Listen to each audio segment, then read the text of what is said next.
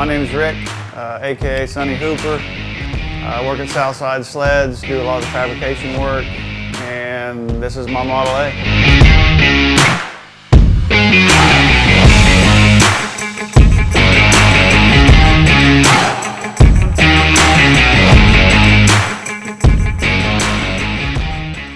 The very first thing I need to do, because it's in so many pieces, is obviously I have to put it together, but I've got to frame in the floor. I've got to get a structure to get the car together, because one of the first main things I want to do is chop the top.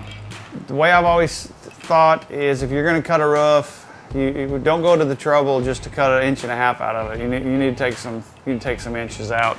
You know, the purists out there say you shouldn't cut it at all. The next level purist, if you cut more than 2 inches out, 1.5 inches, you've ruined it. So my first thought is, okay, at least 5 inches. I finally find a photo of one that was chopped 7. I mean, it was down there. It was just a little bit too much. So I settled for 6 inches. And when it come time to go ahead and do the work, cut it down, I decided, well, let's do it 6 1/4. Let's do just a little bit more. So it's cut down 6 1/4 inches. Because I'm going to be staring at this project for several years. I need to chop it down first, so the whole time I'm building it, I'm looking at this. Here's what it looks like. Plus, it just looks cool to already have it chopped to work on it the rest of the way. The next thing, I need to build a chassis. I need to build a frame. The wheelbase on a Model A Ford is 103.5 inches. They didn't have the flathead V8s in them. 1932 flathead came out. So a lot of people like to use the 1932 frame because it's a 106-inch wheelbase, 2.5 inches longer. That way they can use the flathead V8, not cut into the firewall. Well, I knew I was going to do a flathead, but I also knew I was going to try to build a blower motor, put a 471 blower on a flathead. So knowing that the blower pulleys are a lot wider, for what I was going to go traditional, 1/2 inch pitch, big pulleys. Long story short, I went ahead and went with a 109-inch wheelbase, so I'd have extra room for the blower pulleys, the blower belt, the radiator that was going to need to be a little wider because it was going to be really short. So basically we start there.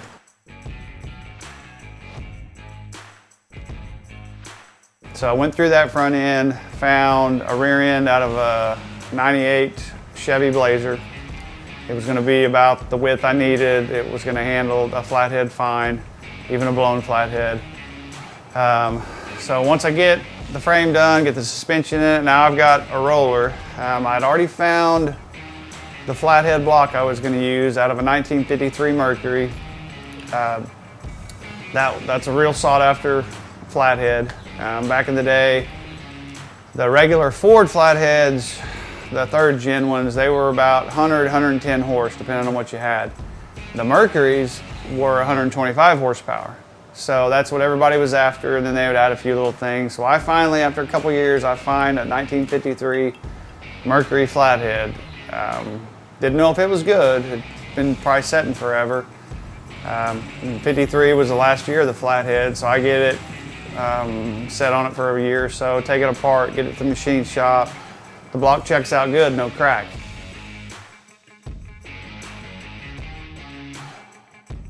Then I decide, all right, I need some more gears.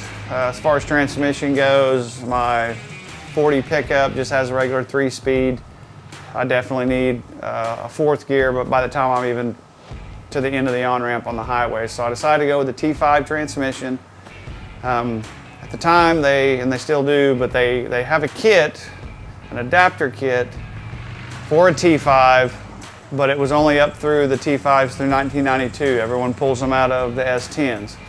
Well, the transmission I happened to have was out of a 93 Camaro, but the shifter was at the end of the tail shaft. It was exactly what I needed. It was a low mile transmission, but there really wasn't an adapter kit for that 93 model. So I ended up making the bell housing. Kind of a long process, few months it took on the weekends, but that's finished. So now I've got the rolling chassis, the roof's chopped, During this time, the motor's been to the machine shop. It's been bored out, 125 thousandths over. So we go from a 255 cubic inch Mercury to a 276. Found me a 471 diesel blower off the old diesel motors where it was mounted on the side. Have to tear into that, convert it over to gas, some different bearings, pin the rotors, etc. Finally found an intake manifold for the 471 blower for the flathead, so finally something I didn't have to create and make. A guy out of Australia makes them, casts them, sends them to the United States. I see a photo one night looking through a bunch of stuff of an old car similar to this. Wasn't a Model A, but it was similar to this. Of course I thought, well that would be pretty cool. Absolutely not necessary, but it'd be cool. So I saved that photo, showed a few people, and of course everyone's like, oh, you got to do that. So I decided, all right, I'm going to do that, knowing it was going to create some more issues, some extra work, because nothing that would normally be attached to the body could be attached to the body because it's going to tilt, i.e. steering column, everything on the firewall, external firewall. But I thought, you know, it'll be cool.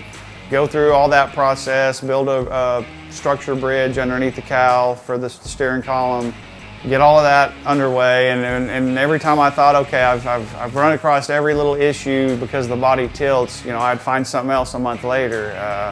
My blinker indicator, couldn't put it on the left because it wouldn't clear the body when it raises, so it's on the right side of the steering column. Still functions, still works, just on the other side. There were a lot of unknowns.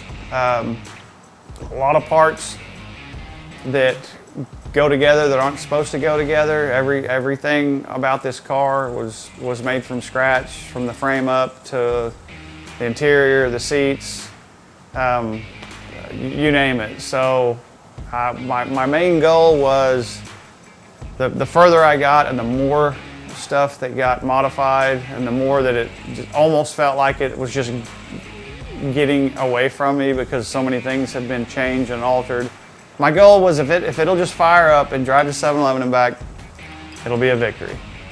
So when I got it fired up, took a few days to get the carburetors right, rejetting it, going through everything. Finally, you know, get it on the road after a couple of days, after building it for about 3 years. Before you know it, I'm on the highway with it, headed to car shows and so forth. So it was more than a victory. It made it past 7-Eleven. It's rolling pretty strong, runs pretty good, runs real good for a flathead.